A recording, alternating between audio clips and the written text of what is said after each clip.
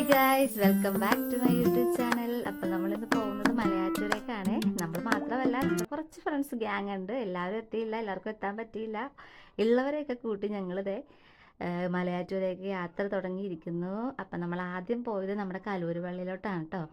കലൂര് പള്ളിയിൽ എന്ന് പറയുമ്പോൾ ഇന്ന് രാത്രി ആയിട്ടുണ്ടായിരുന്നു. എത്തിയപ്പോൾ കണ്ടില്ല, അവിടെ മൊത്തം കാലിയായിരുന്നു. കാരണം ഓൾറെഡി 10:30-11 മണിയൊക്കെ ആയിട്ടുണ്ടായിരുന്നു.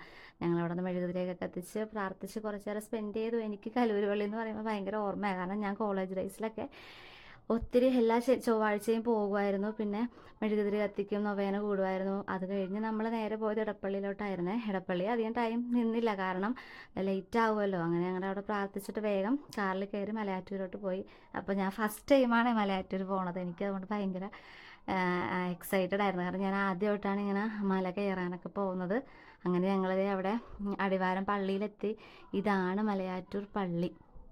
അങ്ങനെ ഇവിടെ എത്തി കാറൊക്കെ പാർക്ക് ചെയ്ത് പയ്യെ പള്ളിയിലോട്ടൊന്ന് കയറിയിട്ട് മല കയറാമെന്ന് പറഞ്ഞായിരുന്നു ഇരുന്നത്. അങ്ങനെ പള്ളിയിൽ കയറി. അപ്പോൾ ഒത്തിരി ആളുകളുണ്ടായിരുന്നു. പിന്നെ നോമ്പ് മാസം കൂടി ആയതുകൊണ്ട് ഒത്തിരി ആളുകൾ അവിടെ റെസ്റ്റ് ചെയ്യണൊക്കെ ഉണ്ടായിരുന്നു.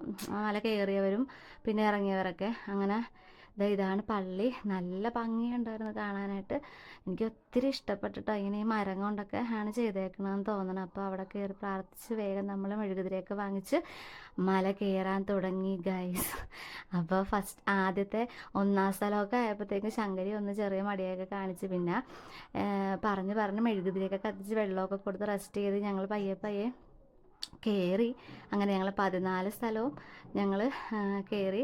പിന്നെ അവിടെ പോയി നമ്മൾ കുറച്ച് നേരം റെസ്റ്റ് ചെയ്തു. അവിടെ ഇത്തിരി നേരം 2:10 ആയപ്പോൾ നമ്മളവിടെ എത്തി റെസ്റ്റ് ചെയ്ത്. പിന്നെ അവിടെ ആനകുത്തി പള്ളി, ഇതാണ് ആനകുത്തിയ പള്ളി.